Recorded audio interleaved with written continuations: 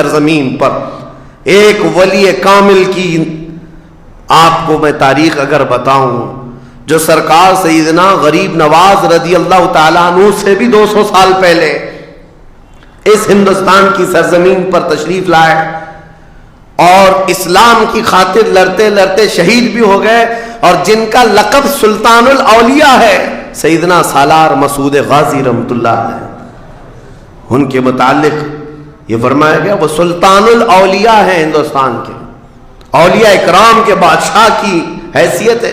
سرکار غریب نواز سے بھی پہلے آئے، لیکن ان کی عمر ان کی شہادت کے وقت 19 سال کی تھی۔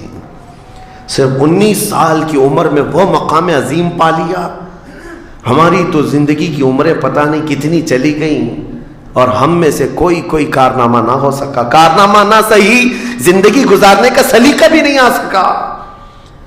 کارنامے نہ ہو تو الگ بات ہے، لیکن مسلمان تو بن جاتا کوئی نہیں۔ عزیزان گرامی وقار، میں آپ کو ایک بات بتا دوں، جو زندگی ملی ہے کچھ ایسا کر جاؤ کہ تمہاری تاریخ رقم ہو جائے، ورنہ قبرستان جا کر کے دیکھنا، وہاں تو لکھے ہوئے کتبے بھی مٹ گئے، قبروں میں کون سویا ہے ان کو بھی لوگ فراموش کر چکے، بھول گئے، سب بھول گئے۔ لیکن کچھ ہستیاں ہیں جو ہمیشہ آباد رہتی ہیں، یہ وہ لوگ ہیں جنہوں نے اس روئے زمین پر اپنی ذات کے لیے نہیں، اللہ کی رضا کے لیے جیا کرتے تھے، اللہ کی رضا کے لیے جیا کرتے۔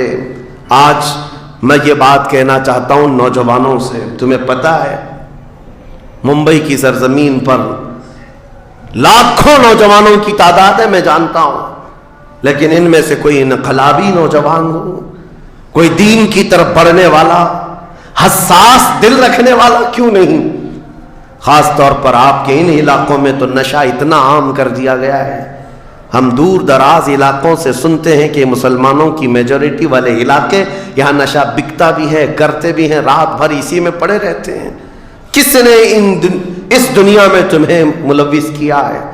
یہ وہ قوم ہے جو قیصر و کسریٰ کو گھٹنے پر لے آئی تھی، یہ وہ قوم ہے جس نے دریائے دجلہ میں گھوڑے دوڑا دیے تھے، یہ وہ قوم ہے جس نے افریقہ کی جنگلوں میں بھی اذانیں دی تھی، یہ وہ قوم ہے جس نے یورپ کے کلیساؤں میں کلمہ توحید کو بلند کیا تھا۔ لیکن آج اسی قوم کی حال یہ ہے کہ دنیا ہر گھڑی ہمارے اعمال کو نشانہ بنا کر کے ہمیں ڈیگریڈ کرتی جا رہی ہے۔ سمجھ جاؤ میرے عزیزو، کب تک اس زندگی کا اس طرح سے چلے گا؟ کیونکہ میرے آقا صلی اللہ تعالیٰ علیہ وسلم کو آج آپ کے سامنے میں یہ بات رکھتا ہوں، حضور اکرم صلی اللہ تعالیٰ علیہ وسلم کو آپ کیا سمجھتے ہیں؟ اپنی قبر انور میں وہ زندہ ہیں؟ ہم تو سنی ہیں۔ حضور اکرم صلی اللہ تعالیٰ علیہ وسلم اپنی قبر پاک میں زندہ ہیں، لیکن یہ بات بھی سمجھ کے چلو، حضور نے فرمایا ہر جمعرات کو میری پوری امت کے اعمال میرے پاس پیش کیے جاتے ہیں، تم میں سے، ہم میں سے، سب کے اعمال ہر جمعرات کو حضور کے پاس فرشتے سناتے ہیں، فلاں بن فلاں نے ہفتہ بھر یہ کام کیا ہے۔ حضور فرماتے ہیں اگر برے اعمال پیش ہوتے ہیں تو مجھے غم ہوتا ہے، میں استغفار کرتا ہوں اللہ کی بارگاہ میں، اور اچھے اعمال آتے ہیں تو شکر بجا لاتا ہوں، اس کے لیے دعا کرتا ہوں۔ عزیزان گرامی وقار، کبھی پلٹ کر کے زندگی میں دیکھنا کتنے جمعرات ایسی چلی گئی ہوں گی جس میں ہمارے کون سے اعمال فرشتے لے جا کر کے سنا رہے ہوں گے۔ حضور اکرم صلی اللہ تعالیٰ علیہ وسلم کی بارگاہ میں جب ہمارے اعمال یہ کہہ کر سنائے جائیں، آقا آپ کا فلاں امتی بے خبر ہے، نہ نماز پڑھتا ہے، نہ ہی آپ پر درود پڑھتا ہے، نہ ہی وہ کبھی نیکیوں کی طرف آتا ہے، وہ تو گانوں کی دھن پر جی رہا ہے، صبح اٹھتا ہے، شام ہوتی ہے تو اس کو تو فلموں کے نغمے یاد ہیں، آپ کا کوئی قول یاد نہیں۔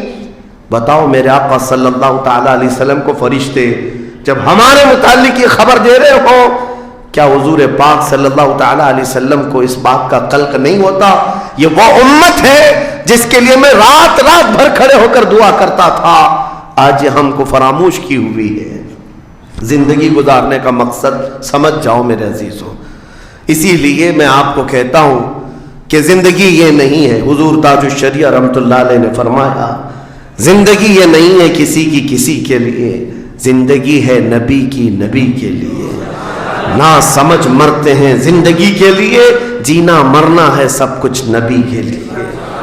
جو لوگ یہ سمجھ جائیں اس نقطے کو، انہوں نے زندگی کی مرادوں کو پا لیا ہے، وہ حصولیاب ہو چکے ہیں۔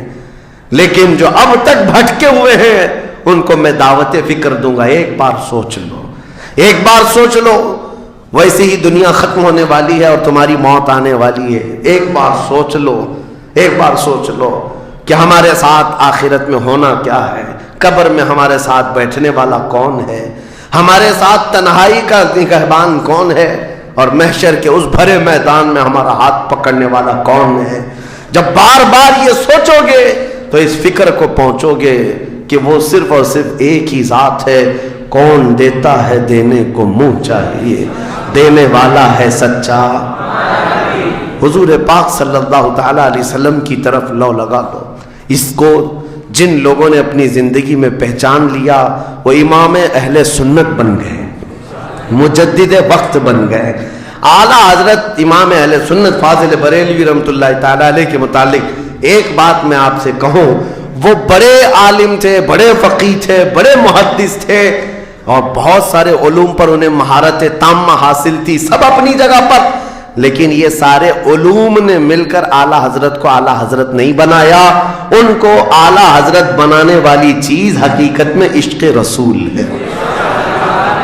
حضور پاک صلی اللہ تعالی علیہ وسلم سے بے انتہا لگاؤ، یہ مقام پیدا کر دیتا ہے، یہ مقام۔ ورنہ عالم تو بہت سارے، کتابیں لکھنے والے بھی بہت سارے، لیکن جس نے عشق کی بولی بولی دنیا اس کو پہچاننے لگ جاتی ہے، دنیا اسے پہچاننے لگ جاتی ہے۔ زندگی کا مقصد وہ سمجھ گئے کہ ان کی غلامی کرنے میں ہی یہاں پر عروج و ترقی ہے۔ اسی کو خانوادہ اعلیٰ حضرت سے ان کے پوتوں تک بھی یہ فکر پہنچی۔ تاج الشریعہ نے فرمایا بلحوثن سیم و زر کی بندگی اچھی نہیں، ان کے در کی بھیک اچھی، سروری اچھی نہیں۔ تم جو سوچ رہے ہو زندگی کے طور طریقے ایسے ہونے چاہیے، ویسے ہونے چاہیے، گزار لو جتنے دن چاہے، بڑے بڑے بنگلوں میں، بڑی بڑی گاڑیوں میں، بڑی جائیدادوں میں، لیکن زندگی میں وہ عزت نہ پاؤ گے جو میرے مصطفیٰ کے قدموں میں ملے گی، جو حضور کی غلامی میں ملے گی، وہ عزت نہیں پا سکتے۔ عزیزان گرام وقار، نبی کریم صلی اللہ تعالی علیہ وسلم کے ان صحابہ کو دیکھتے ہیں جنہوں نے زندگی کو ضائع نہیں کیا، ایک پل بھی ضائع نہیں کیا۔ آج میں آپ کو اسی لیے کہہ رہا ہوں، موت آنے والی ہے، اس سے پہلے ایک وقت بھی، ایک لمحہ بھی ضائع ہونے مت دینا، برباد ہونے مت دینا۔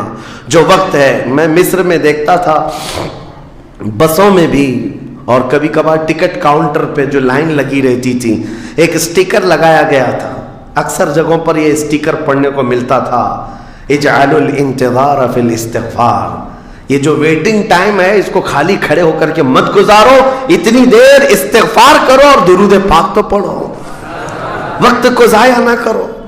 تمہارے پاس اللہ نے وقت دیا، بیٹھے ہو تو پڑھو، کھڑے ہو تو پڑھو، کیونکہ یہ وقت تمہارا بربادی میں نہیں لکھا جائے گا، تمہارا یہ وقت ضائع کرنے والوں میں نہیں لکھا جائے گا۔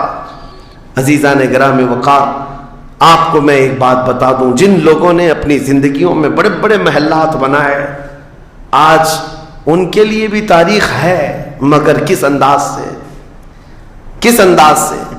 آج دنیا نے آپ کو ایسے ڈائیورٹ کر رکھا ہے، جو کام ہونے کے تھے وہ نہیں کرنا ہے آپ کو، لا یعنی کاموں میں مصروف ہو گئے، جو چیز تمہارے حصے کی تھی نہیں اس پر انرجی خرچہ کرتے رہ گئے، اور جو چیز تمہارے کام کی تھی اس کو تو بھول ہی گئے۔ آپ کو میں ایک بات بتا دوں، ہو سکتا ہے شاہ جہاں نے تاج محل بنایا، اور پھر بادشاہ قطب الدین کے زمانے کے نشانیاں موجود ہیں، لال قلعے بن گئے، قطب مینار بن گیا، بڑی بڑی عمارتیں ہیں، لوگ اوپر سے نیچے دیکھنے کے لیے آتے ہیں، لیکن میں یہ کہتا ہوں یہ کوئی کمال کی چیزیں تھی نہیں، کمال کی چیزیں تھی نہیں۔ لاکھوں لوگوں کی محنتیں بھی لگی، پیسہ بھی لگا، اور بڑی عمارتیں کھڑی کر کے چلے گئے۔ ہزاروں کی تعداد میں تاج محل میں لوگ جاتے ہوں گے، تاریخ تو لوگوں کو تھوڑی بہت تو پتہ ہوگی کہ اپنی بیگم کی محبت میں بنایا ہوا ایک محل ہے، اور بیگم کی قبر بھی وہاں ہے، لیکن جانے والے کبھی کسی کو سنا ہی نہیں کہ ایک فاتحہ بھی کوئی پڑھتا ہوا نظر آتا ہے۔ وہ تو پکنک پوائنٹ ہے، ٹورسٹ ایریا ہے، جائے دیکھے آئے۔ لیکن میرے عزیزو، یہ بڑے بڑے محلات اپنی ناموری کے لیے بنا کر تو چلے گئے، لیکن آؤ بریلی شریف کی سرزمین پر ایک مدرسہ جو اعلیٰ حضرت نے بنایا، مبارک پور کی سرزمین پر جامعہ اشرفیہ جو حضور حافظ ملت نے بنایا، یہ عمارتیں آج بھی دعوت دے رہی ہیں۔ ایک دو نہیں، ہر سال ہزاروں کی تعداد میں عالم اور مفتی وہاں سے نکلا کرتے ہیں۔ یہ کام کی چیزیں تھی جو بزرگوں نے کر دیا کہ امت کو ایسا کچھ دے جاؤ کہ وہاں سے آنے والا کچھ فیض اٹھا کر کے جائے۔ تاج محل لے کر کے کیا کرنا ہے؟ پیسے کمانا ہے یا ٹورسٹ ایریا بنانا ہے؟ لیکن ایک ایسا ادارہ جس میں پڑھ کر کے دنیا روشن ہوتی اور آخرت بھی روشن ہوتی۔ ہم سنیوں کہ ہاں یہ چیزوں کی ضرورت تھی، ہمیں لا یعنی چیزوں میں مصروف کر دیا گیا ہے۔ میں اب تو آپ کو پتہ ہی ہوگا، مجھے تو جلسوں والا آدمی بنا دیا گیا، جہاں دیکھو پروگرام جلسے۔ میں اصل میں جلسوں والا آدمی تھا ہی نہیں، میں فیلڈ ورک کرنا پسند کرتا ہوں، کسی علاقے میں رہ کر کے قرآن کی تفسیر کرنا اور لوگوں کے درمیان رہنا۔ لیکن مسلسل سفر کا ایک تجربہ میں آپ کو بتا رہا ہوں۔ ہوں گے یہاں پر بھی بہار بنگال والے، سب ہوں گے، بہار والے، بنگال والے، جھارکھنڈ والے اتنے جلسے کرتے ہیں، 365 دن بھی اگر ان کو تاریخ دی جائے تو بھی کم ہے۔ ایک اینالائز کرنے والے بہار کے رپورٹر ہیں، انہوں نے رپورٹ لا کر کے ہمارے سامنے بتائی کہ حضرت 2022 میں اسٹیٹ آف بہار میں 4000 جلسے ہوئے، 4000 جلسے۔ میں ان کا مخالف نہیں ہوں، لیکن ایک فکر آپ کو بتا رہا ہوں، 4000 جلسے، جن میں سے ہر جلسے کا کم سے کم خرچہ 5 لاکھ روپے، اس سے کم خرچہ کرتے نہیں۔ 6 مہینے چندہ کرتے ہیں، اس کے بعد بڑا جلسہ کرتے ہیں۔ کیلکولیشن کر کے دیکھا گیا تو سال میں 2000 کروڑ روپے خرچے ہوئے، 2000 کروڑ روپے۔ میرے عزیزو، ٹھیک ہے یہ سب اپنی جگہ پر، لیکن پورے اسٹیٹ پر گھوم کر کے دیکھیں تو مسلمانوں کے نام کی ایک یونیورسٹی بھی نہیں ہے، کوئی ایک بڑا ادارہ نہیں قائم کر سکے۔ 2000 کروڑ کی بھاری رقم سال بھر خرچ کرنے والا غریب اسٹیٹ جس کو لوگ سمجھتے ہیں۔ میرے عزیزو، میں یہ بات اس لیے عرض کر رہا ہوں، جن چیزوں میں تمہارا ذہن الجھ گیا یہ وہ تمہارے کام کی نہیں تھی۔ اعلیٰ حضرت نے بہت پہلے فرمایا تھا، یہ دنیا کا حال یہ ہے، شہد دکھائے زہر پلائے۔ یہاں پر چکا چوند دکھنے والی چیزیں وہ تمہارے حق کی نہیں ہے۔ اور ممبئی والے کیا کرتے ہیں؟ وہ تو بہار والے جلسوں میں ہیں، ممبئی والے کھچڑا کمپٹیشن کرتے ہیں۔ ہاں، اس محلے میں 51 دیگ بنی ہے تو ہمارے ہاں 60 دیگ بنے گی، 70 دیگ بنے گی۔ اور کھاتا کون ہے؟ جو پہلے سے کھائے ہوئے لوگ ہیں، دن بھر 5 ٹائم کھانے والے لوگ ہی کھچڑا کھا رہے ہیں۔ ثواب تو ان کے لیے تھا اس غریب کو کھلانے پر جس کے گھر میں ایک روٹی ہے تو دوسری روٹی نہیں ہے۔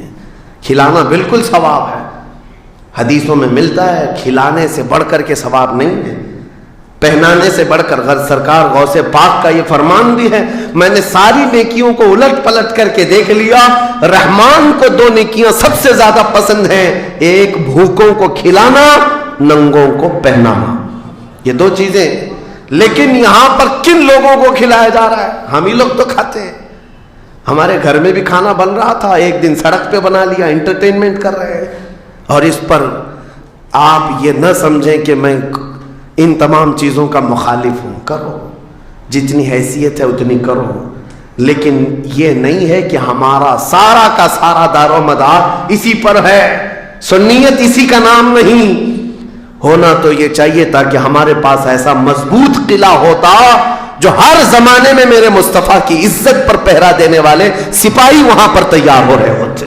ہمارے پاس نہیں ہے ان تمام چیزوں کی، اس لیے مجھے درد ہوتا ہے اس بات کا کہ ہم نے جن چیزوں کے لیے اللہ تعالیٰ سے امانت لی تھی، ہمیں اللہ تعالیٰ نے نوازا تھا، وہ ہماری رقم بھی غلط جگہ جاتی، ہماری زندگی کا وقت بھی غلط جگہ جا رہا ہے۔ عزیزان گرامی وقار، ان سب چیزوں کا سوال ہوگا قیامت کے دن ہم سے، ہر چیز کا سوال ہوگا۔ اگر ہم نے وقت کو ضائع کیا ہے اور اپنا مال بھی غلط جگہ استعمال کیا ہے، ہر جگہ ہماری پکڑ ہوگی، ہماری پکڑ ہوگی۔ ایک ہفتہ قبل میں نے سنا، ہمارے چاہنے والے ہیں عزیز، انہوں نے کہا ایک درگاہ پہ گئے تھے، سنا ہے ایک بہت بڑے سیٹ ہیں، وہ 2.25 کروڑ کا صرف دروازہ بنا رہے ہیں اللہ کے ولیوں کے آستانوں پر۔ میرے عزیزوں، یہ اللہ کے وہ ولی ہیں، نہ تمہارے دروازے کے محتاج ہیں، نہ تمہاری چادر کے محتاج۔ ان کے انتقال کے بعد جو ان کو اللہ نے مقامات دیے وہ تم نہیں پہنچا سکتے، وہ تو اللہ تعالیٰ کے رحمت میں ہے، جنہیں اللہ تعالیٰ جنت کے جوڑے پہنا چکا ہو، جن کے لیے جنت کی ہوائیں چل رہی ہوں۔ ان اولیاء کے مشن کو زندہ کرنا حقیقت میں ایصال ثواب، ان کے لیے سب سے بڑی نظر و نیاز یہی ہے۔ ماررہ مطہرہ میں حاضر تھا، بڑی خوشی ہوئی، صاحب سجادہ نے بڑھ کر کے یہ اعلان کیا تھا، آنے والے زائرین جتنے سنی آتے ہیں، ہم ان سب سے کہتے ہیں کہ ہمارے اولیاء جتنے یہاں آرام کر رہے ہیں، ان اولیاء کو جو چادریں ڈالنی تھی وہ ہم ڈال چکے، تمہاری طرف سے اب کسی چادر کے لانے کی ضرورت نہیں، اور اگر لانا ہی چاہتے ہو ایک دوپٹہ لے جاؤ اور غریب بہن کے سر پر اڑا دو۔ یہ پیغامات تھے خانقاہوں کے، حقیقت میں یہی امت کا کام ہے۔ عزیزان گرامی وقار، لا یعنی کاموں میں پڑھ کر کے ہمارا وقت جو برباد ہوا اس کی تلافی مشکل ہے، بہت مشکل ہے۔ اس لیے میں صرف یہ میسج دینا چاہوں گا کہ زندگی کے اس پوائنٹ پر آج ہم آ چکے ہیں جہاں آندھیاں، طوفان، ہر طرح سے ایک بہت بڑی آزمائش میں ہم گرفتار ہیں۔ کن کن چیزوں کا علاج کیا جائے سمجھ میں نہیں آتا۔ کبھی کبھار میں بیٹھ کر سوچتا ہوں، گھر میں اگر گیس کا پائپ بھی لیک ہو گیا، آگ بھی لگی ہے، پانی کا پورا فوارہ بھی آ رہا ہو، کچرا بھی گرا ہو، تو آدمی سوچنے لگ جاتا ہے کس چیز کو روکوں، پانی کو روکوں، گیس کو روکوں، آگ کو روکوں، کچرا اٹھاؤں، کیا کروں سمجھ میں نہیں آتا۔ یہ حالات آج ہمارے ساتھ ایسی ہو گئے، ہم کن کن چیزوں کا مقابلہ کریں سمجھ میں نہیں آتا، اور پھر اس پر مزید جب ہم اپنی قوم کی طرف دیکھتے ہیں، یہ تو گیم چلاتے ہوئے مزے سے بیٹھے ہوئے ہیں، ایسا لگتا ہے انہیں کسی چیز کی فکر ہی نہیں۔ شاعر نے کہا تھا، جگہ جگہ کے تھک چکے ہیں تمہیں یہ ہنگامے، نشاط لذت خواب گراں بدل ڈالو، اٹھو وگرنہ حشر نہ ہوگا پھر کبھی، دوڑو کہ زمانہ چال اپنی چل گیا۔ میرے عزیزوں، بس وقت کا احساس تمہارے اندر آ جائے، ضائع نہ کرو۔ میرے آقا صلی اللہ تعالیٰ علیہ وسلم کی ایک بات میں تمہیں بتا دیتا ہوں۔ آپ یہ سوچتے ہیں بہت سارے نوجوان خالی فالتو اسی لیے بیٹھے ہوئے، میرے سٹیٹس کے مطابق کام نہیں ملتا، میرے سٹینڈرڈ کے مطابق مجھے کام نہیں ملتا، برباد کیے جا رہے ہیں اپنی زندگی اور لوگوں پر بوجھ بنے ہوئے ہیں۔ میں ان کے بارے میں بتاتا ہوں، سید الانبیاء رسول مختار صلی اللہ تعالیٰ علیہ وسلم، اگر وہ چاہیں تو روزانہ ان کے گھر جنت کا دسترخوان اترے، اگر وہ چاہیں تو سونے اور چاندی کے محلات میں زندگی گزاریں، لیکن جانتے ہو نبی کریم صلی اللہ علیہ وسلم ایک دن سیدہ فاطمہ الزہرا کے گھر آئے، دیکھا حسنین کریمین تاک میں دب کے ہوئے بیٹھے، پیٹ پیٹ سے لگا ہوا ہے، آنکھیں اندر ہے، حضرت فاطمہ بھی بیٹھی ہوئی، آواز کسی کی نہیں۔ حضور رحمت عالم صلی اللہ علیہ وسلم نے پوچھا، فاطمہ کیا حال ہے، گھر میں خاموشی کیوں ہے؟ سیدہ کائنات نے کہا، ابا جان پچھلے 4 دن سے ہمارے گھر میں کوئی کھانا نہیں۔ حضور پاک صلی اللہ تعالیٰ علیہ وسلم نے یہ نہیں فرمایا کہ ابھی بلاتا ہوں جبرائیل کو، ابھی دسترخوان لاؤ، ابھی میرے گھر کے کھانے کے انتظامات کرو۔ چاہتے تو حضور آرڈر دے دیتے، ساری نعمتیں آ جاتی، لیکن حضور نے کیا فرمایا سنو۔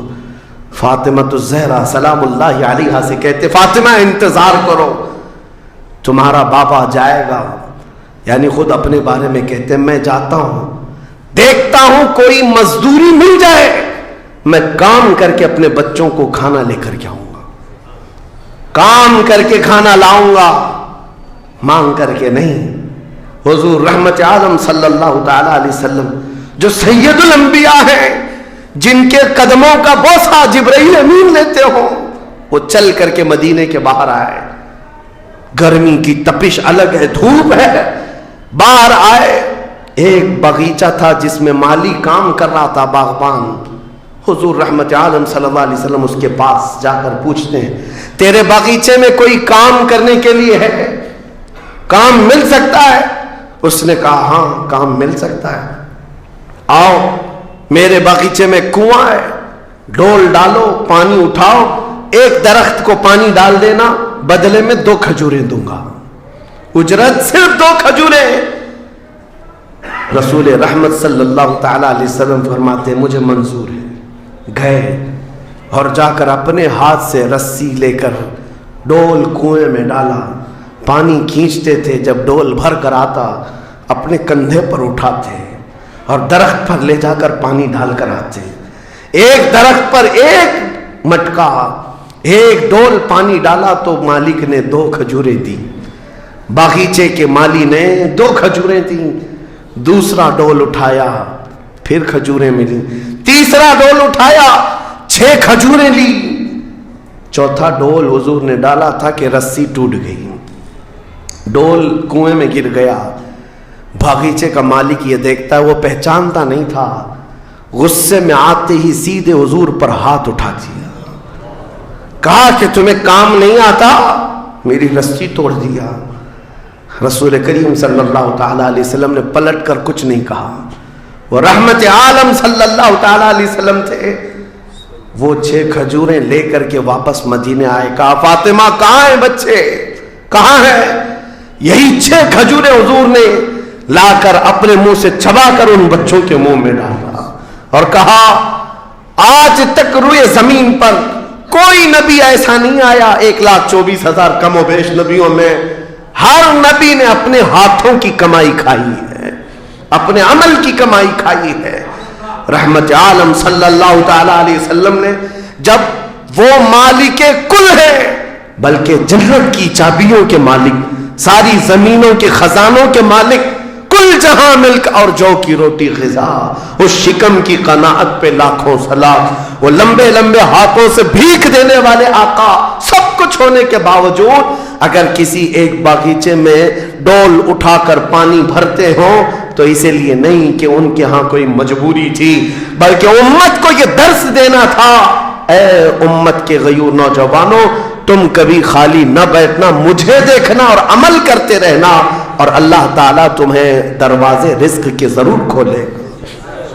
خالی بیٹھے ہوئے وقت برباد کرنے والے لوگوں کو میں اکثر یہ بات سناتا ہوں، اے میرے عزیزوں، مسلمان محلوں میں جہاں سے بھی گزرو حال یہی ہے، رات کو 4 بجے تک ان کے ہاں روشنیاں. کس بات کے لیے؟ میاں کیا فکر ہو رہی ہے، کس بات کی یہاں میٹنگ چل رہی ہے، چرچے کس بات کے؟ امت کی تباہی کے چرچے کس بات کے؟ گپیں لگ رہی ہوتی ہیں، کچھ نہیں. ان دوسری قوموں کو دیکھو جو فجر سے پہلے اٹھ کر کاموں پر بھاگ جاتی ہیں، سورج ڈوبنے سے پہلے وہ گھروں پر آ جاتے ہیں. آج تمہارے اخلاق و کردار کسی اور نے لے لی، اڈاپٹ کر لیے، اور تم کو لوگوں کو ایسا چھوڑ دیا گیا بے قائد کے، بے قیادت کے. بہرحال میرے عزیزوں، بدلنا چاہیں تو آج بھی ہم بدل سکتے ہیں. صرف ایک نکتہ ہے بدلنے کے لیے، ایک نکتہ ہے. میری باتیں چھوڑ دو، مقررین کو سنتے ہو سکتا ہے لوگ یہ کہتے ہیں مولانا لوگ ایسا بولتے ہیں ویسا بولتے ہیں، تمہاری فکریں سب اپنی جگہ پر.